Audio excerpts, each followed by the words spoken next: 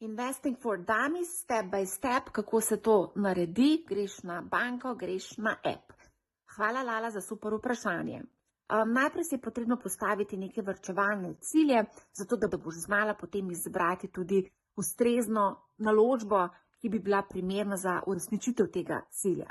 Načeloma varčujemo za neke bolj srednjeročne ali dolgoročne cilje, kot so recimo nakup stanovanja, pokojnina, lahko varčujemo tudi za nakup avtomobila ali pa recimo prenova stanovanja, mogoče potovanje okrog sveta in tako dalje. Ko določimo varčevalne cilje, sledi drugo vprašanje, in sicer preko katerega borznega posrednika želim kupiti svojo prvo naložbo. Borznih posrednikov je ogromno. Zdaj bom izločila klasične borzne posrednike, to so borzni posredniki, ki jih ponujajo načeloma banke, pri nas je to recimo BKS, NLB, NKBM, obstaja seveda tudi borzno-posredniška družba Ilirika.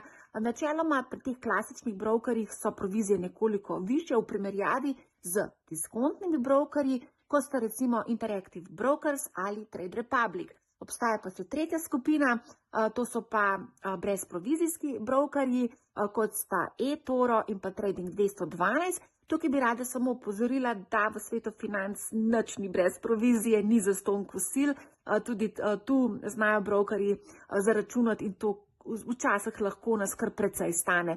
Za začetnike, ki v bistvu vstopajo na ta trg, bi mogoče v prvi fazi svetovala, da kupite kakšno naložbo preko neobanke, kot je recimo Revolut. Tam je sicer omejena košarica naložb, vendar vseeno ponujajo tiste naložbe, s katerimi lahko začnete graditi v bistvu te temelje svojemu portfelju. Potem N26 bo tudi kmalu ponudil možnost trgovanja. Zanimivo je tudi mogoče za marsikoga Trade Republic, ki je v bistvu neobroker, vendar je konec leta postal tudi banka, se pravi, poleg brokerskega računa imamo tudi plačilni račun. Potem, ko izberemo enega od teh brokerjev, je pa čas, da razmislimo o prvi naložbi. Zdaj po spletu, na TikToku, YouTubu, Reddit, Discord nas bombardirajo z nekimi vročimi namigi, vročimi zgodbami, vročimi delnicami in drugimi naložbami. Jaz bi začetnikom odsvetovala vse te vroče namige, najprej začnite graditi temelje svojemu portfelju. Temelje je pa najbolj smiselno, da se začnejo graditi z razpršeno košarico naložb. Gre za tako imenovane ETF, se pravi delniške ali pa obvezniške sklade, Exchange Traded Funds. To so skladi, ki kotirajo na borzi, v vsakem hipu jih lahko kupimo ali pa prodamo. Zdaj boste pa rekli, katerega pa naj kupim, ne? Ja, jaz bi svetovala, da izberete neko globalno košarico teh naložb, delniških naložb za recimo uresničitev nekih dolgoročnih ciljev, recimo varčevanja za pokojnino ali pa nakup stanovanja. Ponudnikov je ogromno. Kako zdaj izberemo ta pravo košarico? Jaz bi svetovala, da pogledate, kako velik obseg sredstev v upravljanju imajo in kakšne so seveda provizije. Izberete tistega, ki ima najnižjo provizijo in pa največji obseg sredstev v upravljanju. In kater ponudnik to je?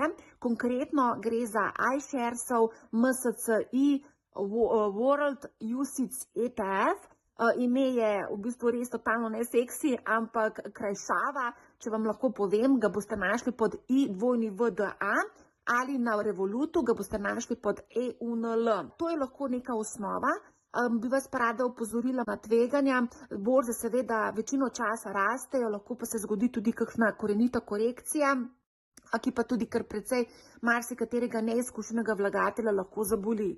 Dejstvo je, da se dogajajo konstantno neki popravki cen navzdol za 10, 20, 30% in to pomeni, da se tudi vaš portfelj lahko tudi o tem ustrezno skrči. Tako da morate se zavedati, da so pač nihanja, so vzponi in padci. Najbolj pomembno pa je, da ne nasedete tem vročim zgodbam in najbolj pomembno je tudi, da se zavedate, da pretekli donosi se morda ne bodo zgodili tudi v prihodnje. Tiste, ki zanima bolj poglobljeno o ETF-ih, o borznih posrednikih, si lahko obiščete spletno stran money-how.si. Tam boste na blogu našli zelo veliko pojasnil. Naredila sem tudi delavnico investiranje za začetnike. Tam dobite vsa pojasnila, ki jih v bistvu začetnik, ki želi stopiti na ta trg, potrebuje.